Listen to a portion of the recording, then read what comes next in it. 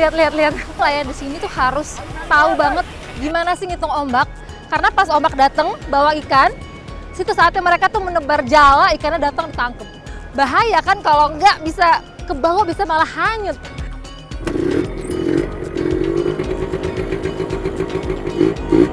Kita lihat ya. Ya bang.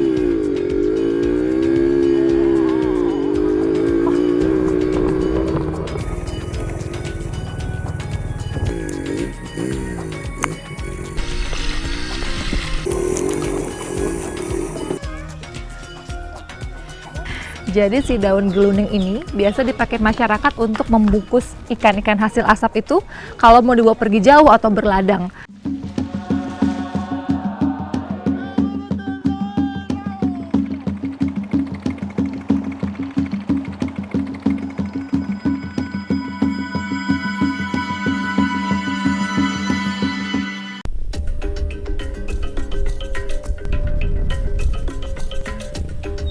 Pegunungan di bagian selatan Pulau Sumbawa terus mengalami perubahan wajah selama beberapa dekade. Tentunya kondisi lintasan masih sangat sederhana dan perlu usaha ekstra untuk melewatinya.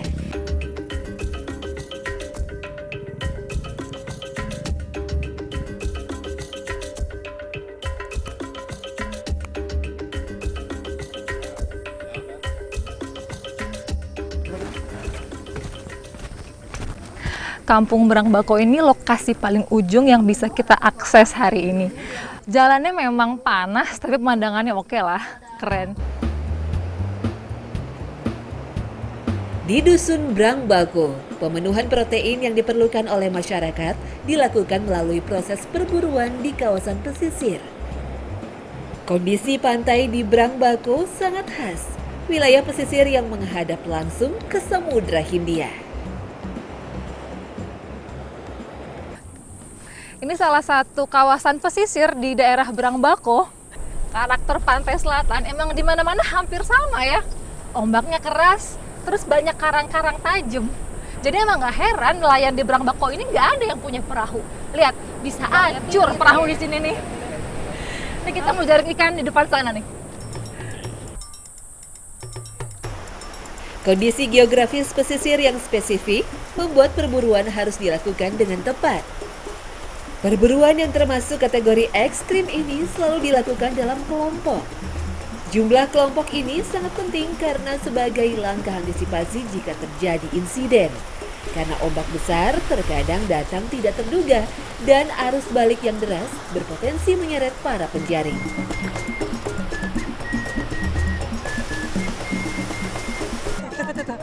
Lihat. Tuh.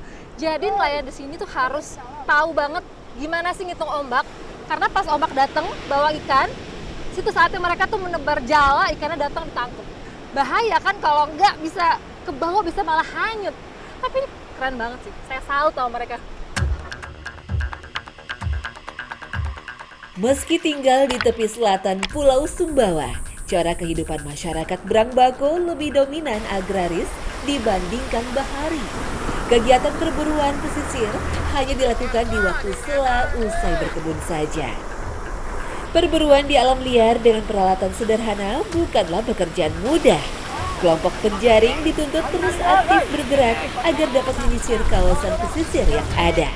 Kejelian pengamatan tanda-tanda keberadaan ikan target juga menjadi penentu keberhasilan setiap tebaran jaring yang dilakukan.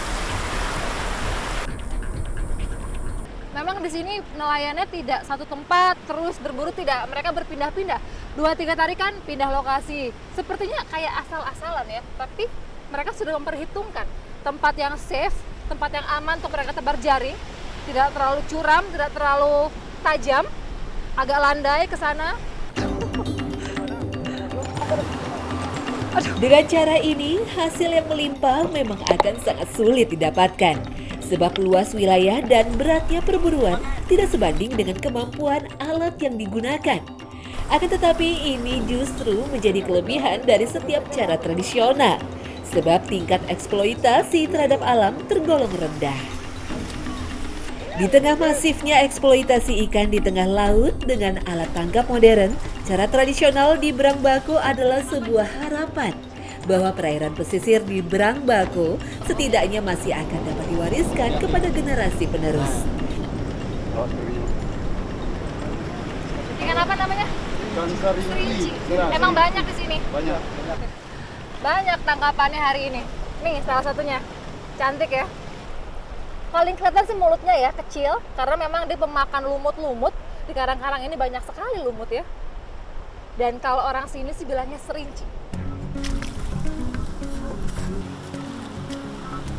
Ikan serinci termasuk dalam keluarga ikan damselfish, yaitu jenis ikan laut tropis yang hidup di perairan dangkal dengan koral yang sehat.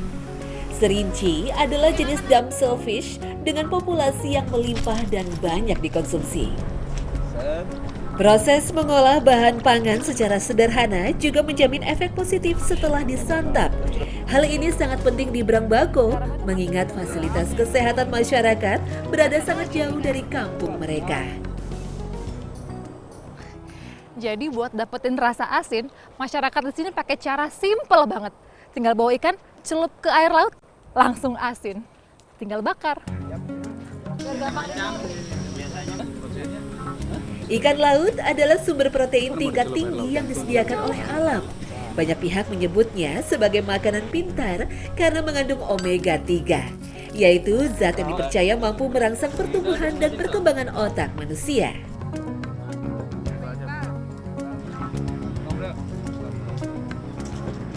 Nelayan di sini juga semakin hari semakin sedikit Pak ya, makin menurun hasil perburuan mereka. Biasanya tangkapan sedikit buat dimakan bersama keluarga, kalau banyak baru dijual. Tapi sekarang untuk makan sehari-hari pun menurun Pak ya, menurun. Jadi memang tangkapan laut sudah semakin sedikit. Tambah Pak.